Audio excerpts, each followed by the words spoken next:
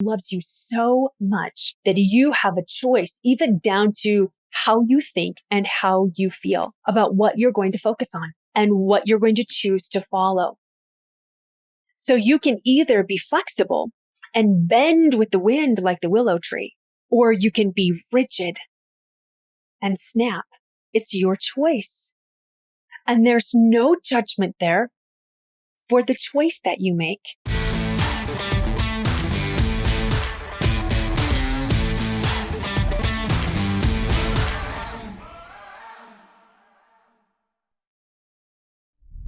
Hello, prosperity seeker.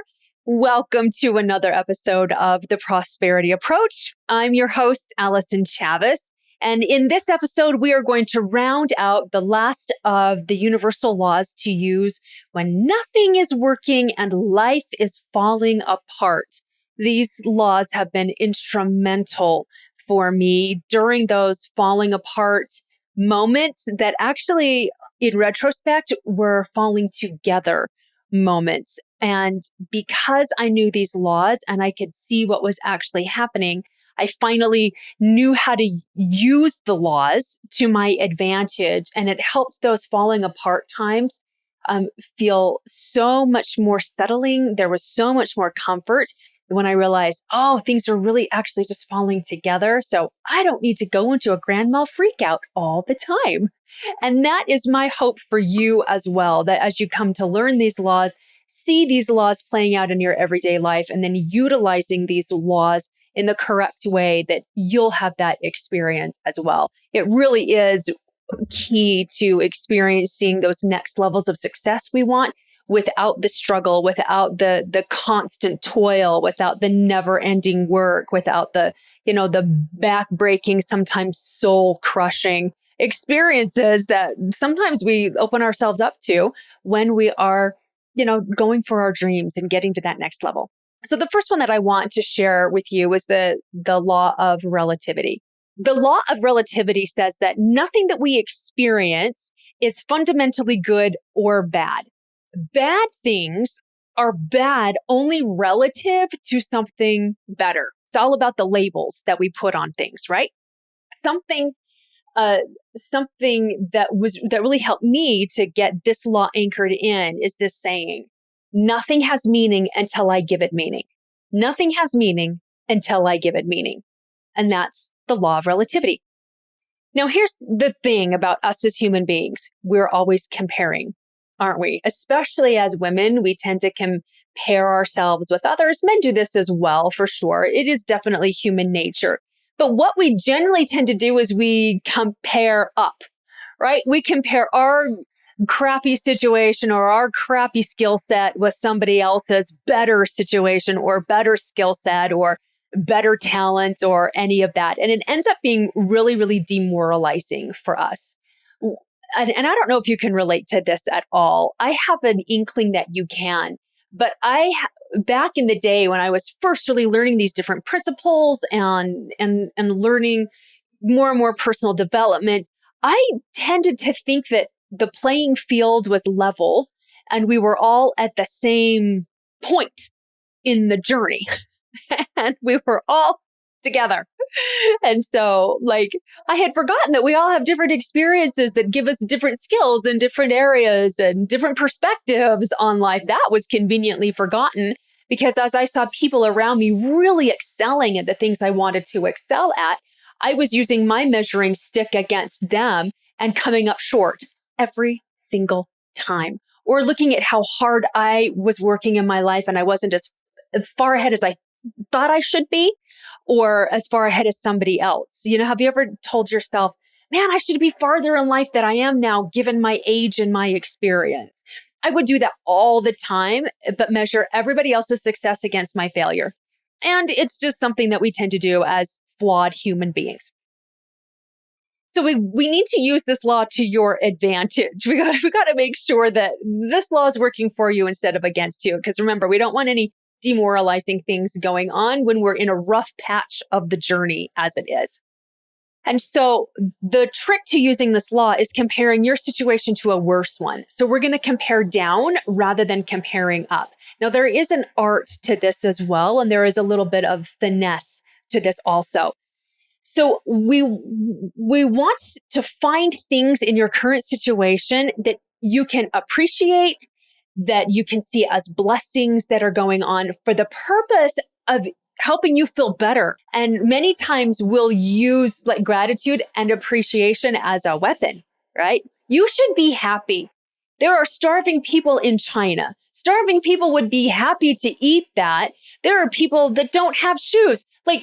And so then what do we do in that situation? We feel worse, right? Because we should feel grateful, but we're not feeling grateful. And so we really want to be very deliberate in the use of this law of relativity as we're comparing down so that we can see things that are going on that are working, things that are smooth, even in the midst of some turbulence, that we can say, see, it's not as bad as it could be. So, and I'm really grateful that it's not as bad as it could be, because there's lots of ways where it could be really, really bad. When my brother died very suddenly, there was this lack of closure that happened, and there was so much grief around that. And yet I also remember at the time going, do you know what? I was close with my brother, though. We had a good relationship. He lived 300 miles away, and we didn't talk very often, but he always knew he could call. I always knew I could call him. We had a good relationship. There weren't any things to regret as far as our relationship was concerned. So I was really grateful for that. And I also remember thinking, do you know what? If I have to go through the death of a family member, I'm so grateful that it's my brother and it's not my husband or it's not my child. I'm so thankful for that. If I have to experience loss on this really profound level, I'm so grateful that it's my brother. And there was nothing like it was just my brother I lost. That wasn't it at all. It was, oh wow, this could be so much more painful than it already is. And that actually brought me so much comfort during that time. Think of ways that something might be worse in order for you to feel better. It's a really powerful way to use this law.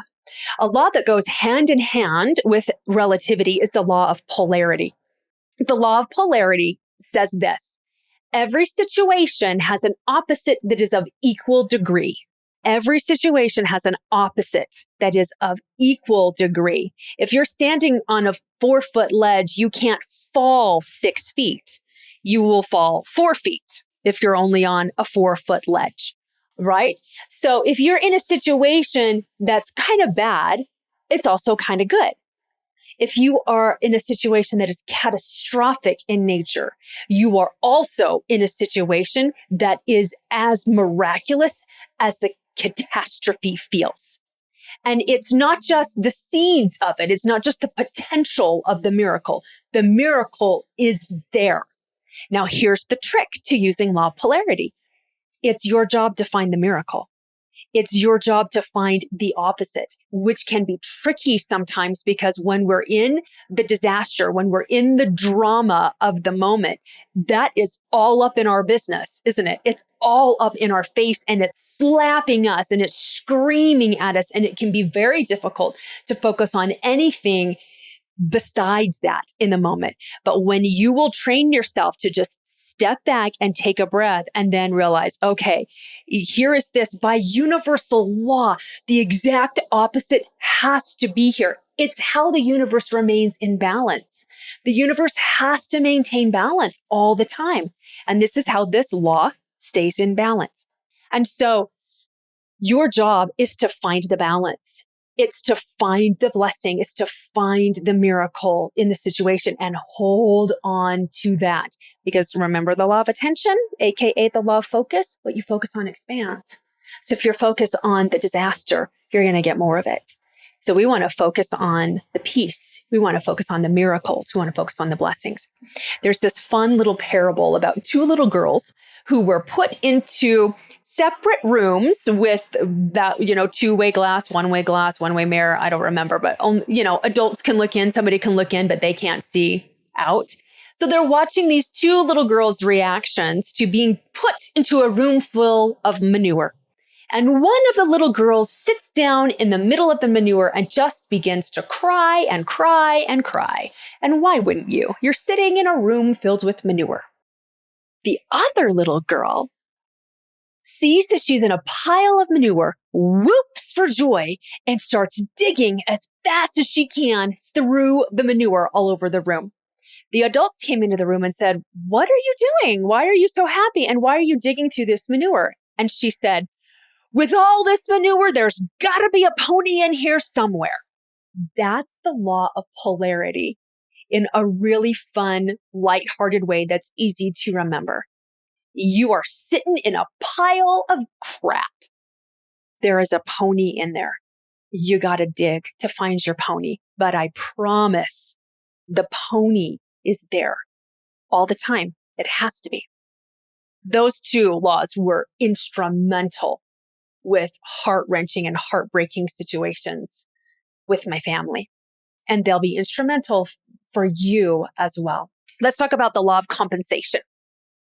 The law of compensation says you get equal returns for that which is given. Another way to say it is you get what you give. And there's no such thing as a free lunch. This is the law of compensation. To expand that just a little bit, the law of compensation also says that you will always be compensated for your efforts and your contribution, big or small. You'll never be compensated in the long term for more than what you've put in, though. This is where the whole idea of there's no such thing as a free ride is really, really true. Over the long term, you will never be compensated for more than what you have put in. It's all about the balance, right?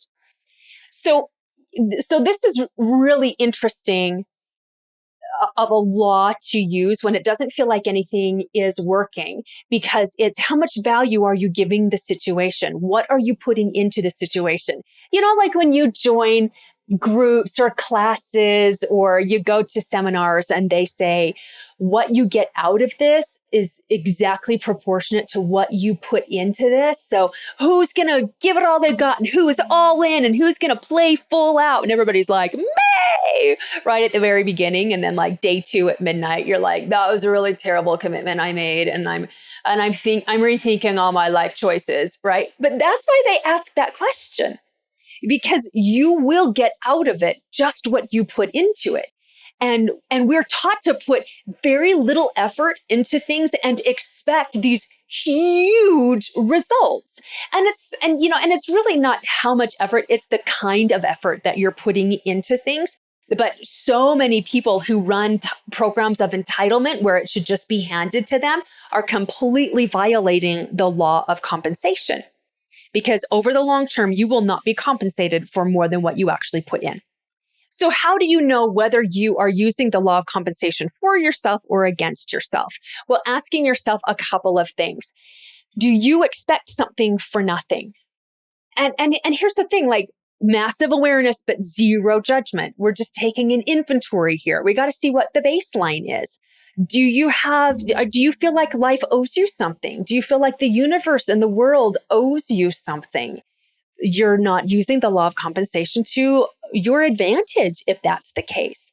If you're expecting something for nothing, are you always on the hunt for cheap things? Do you begrudge spending money? Do you feel irritated at unexpected expenses? And do you marinate in that irritation? Do you marinate in begrudging the price of things? That is called scarcity. And that's not meant to talk down to you at all. But so many times we just think scarcity is I can't pay my bills. Well, you can be absolutely steeped in scarcity and have no problem paying your bills. But if you're resentful about how much groceries cost, or that you just, or the price of everything went up. Have you noticed that lately? We're in a period of inflation right now, and it's not going away in 2 weeks. Like, it's going to be here for a little while. It's got to play itself out. It's how the universe remains in balance. But if you're constantly resentful, if you're constantly irritated and you're begrudging the phone bill and you're begrudging the utility payments and how much gas is, then you're in scarcity and you are not using the law of compensation to your advantage. You will be universally compensated according to what you put into the situation. So you're going to get more to feel resentful for, more to feel lack around. This is such an enormously powerful law in those times that feel lean to us. And whether that's lean financially or that's in a relationship that is not as fulfilling as you desire it to be, if your health is going downhill, if you're feeling disconnected from God, like, this is a really powerful law to use. What kind of effort am I putting into this? What is my attitude that I'm putting into this situation?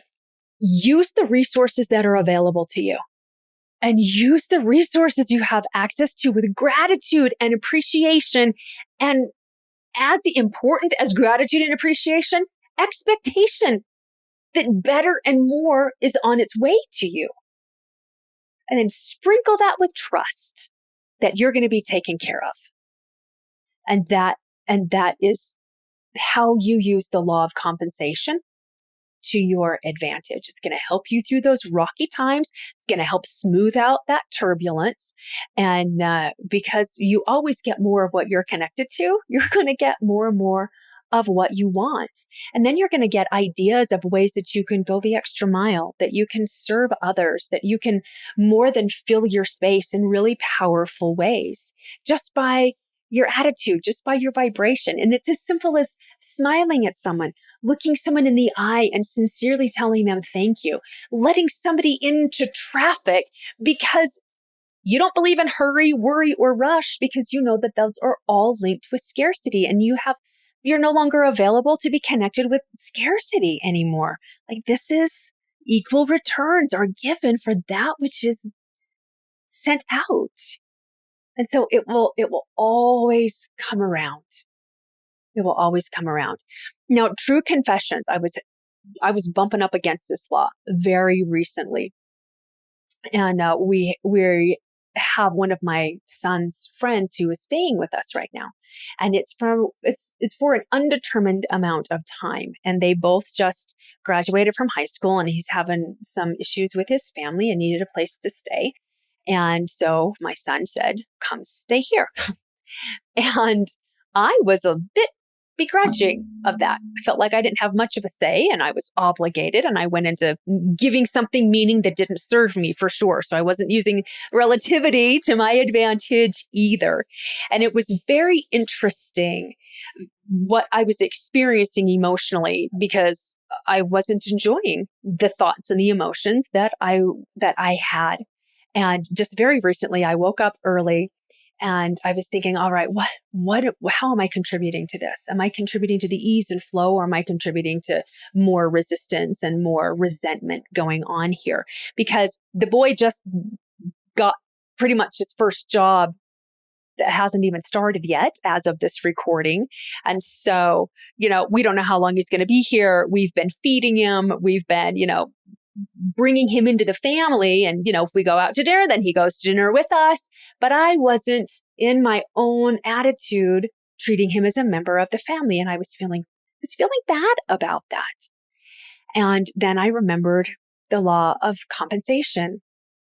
And I remember a couple of years ago, we had a situation with one of our other children where he was invited to leave our home. We didn't kick him out. We just said, you're invited to leave. And until things change, you're not welcome in our home. And you're an adult and you get to figure out where you're going to go.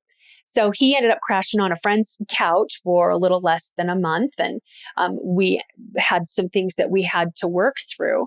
And during that time, they took care of him. His friend's family took care of him. And they took him out to eat when they went out to eat, and he was invited to different activities that they went to. And I was actually really grateful for that, because there was a part of me that was just really, really scared that he wouldn't have any place to go. But I was also really firm in my boundaries that he wasn't going to stay with us while he was making the choices he was making.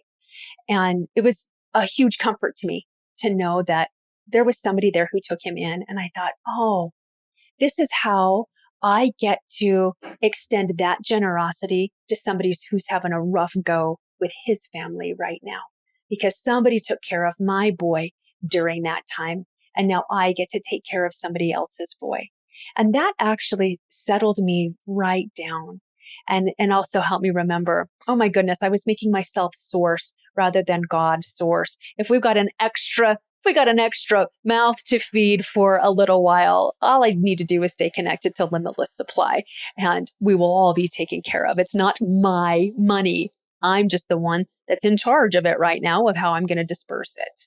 So hopefully, if that's something that you needed to hear, that's not something that I was planning to share on this episode, but if that is helpful to you and brings you some comfort, then I'm grateful. Then I'm grateful that I've been on both sides of these experiences and given myself grace for where I was, but also didn't allow myself to stay in a begrudging, scarce lack kind of attitude. All right. Last law I want to talk about today is called the law of divine compensation. I love this law so much. This law says that even when you experience diminishment on the material plane, on the level of spiritual substance, there is more than enough capacity for God to compensate for any lack. It's all about limitless supply. God's never going to run out. By the way, God's never surprised about the turn of events either. So he's always got the solution. You just got to get your vibration so that you can, got to match that solution. But even when things aren't going your way on the material plane, there is so much in the invisible supply that God can compensate for any and all lack. So how do you use this law? Well, you've got to use connection and reception. You've got to learn how to connect and receive. So no matter what you feel like you're lacking in your current circumstances, there's always plenty to be created from on the spiritual plane. And God knows exactly what to do to compensate for any temporary lack. Always. Like, period, the end. Always. He knows exactly what to do. So what do you do to really activate this law? You must let go of fear. You must let go of fear and align with love.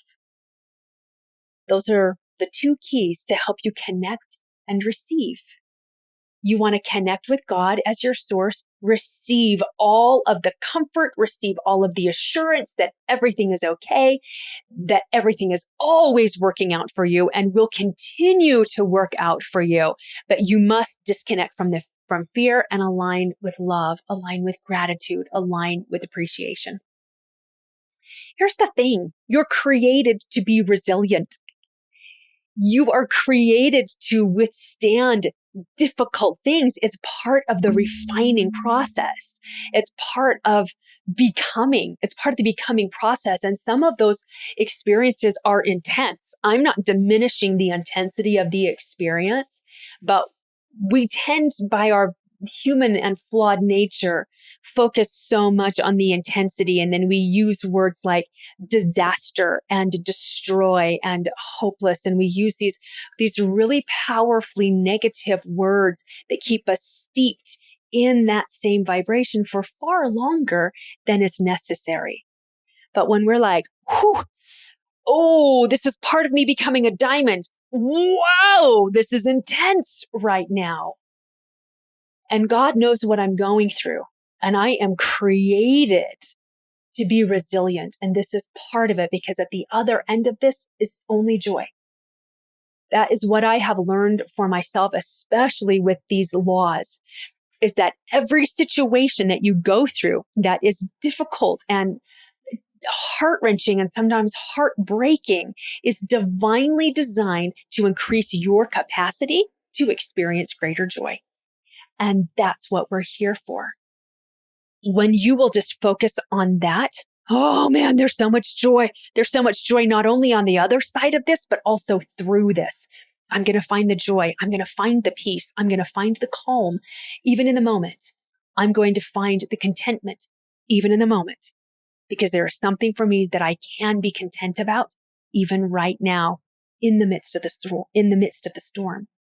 And here's the thing, God loves you so much that you have a choice, even down to how you think and how you feel about what you're going to focus on and what you're going to choose to follow. So you can either be flexible and bend with the wind like the willow tree.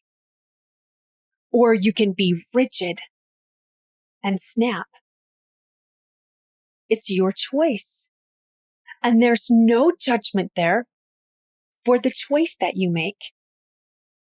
But there is a reward attached to obeying the law and a penalty attached for disobeying the law. It's how God can remain impartial. It's how the laws remain impartial and 100% consistent all the time. And it's how you can really start to solidify your trust in God and in the universe and in the process of your becoming through really harnessing and leveraging these universal laws. The laws work perfectly. You must adjust your thinking to them, but they'll work for you 100% of the time. They are consistent. They're your best friends. And whatever you're going through right now, know this and anchor in this truth. It's here because you can handle it. It's here because you are ready for this next step and this challenge, and it is necessary for your growth. Breathe that in and rejoice in that. If you have liked this series on universal laws of getting to that next level of success that you're after without having to struggle your way through it, come spend some more time with me. But let's do it live, shall we? So I can answer your questions in live time. We can see what you're going through right in that moment and help smooth out the journey for you. Just a little bit, maybe a lot bit. I'm doing a free 5-day challenge here in the next couple of weeks called Success Without Struggle. And I would love for you to come play with me. So you're going to go to prosperityapproach.com/challenge, get yourself registered for that. And you definitely want to be registered. Get into the Facebook group as well. You're going to have a link right there after you register. You're going to have your own playbook that's going to give you those inner game strategies that make the tactical strategies actually work. We're going to do some amazing work together about working in the proper energy and being able to weave in play and downtime and pleasure and leave the generous helping of guilt that tends to accompany that all the time. You're also going to get your own personal success and prosperity coach through this whole process, because we want you to be able to implement and we want to help you to stay accountable, because you have such a great things waiting for you, but you got to get yourself ready to be able to receive them. So come spend some time with us. Go to prosperityapproach.com/challenge. Get yourself registered so you can get all of those goodies. We'll see you over there in the Facebook group and the challenge. And until then, always, always remember, prosperity becomes you. See you next time.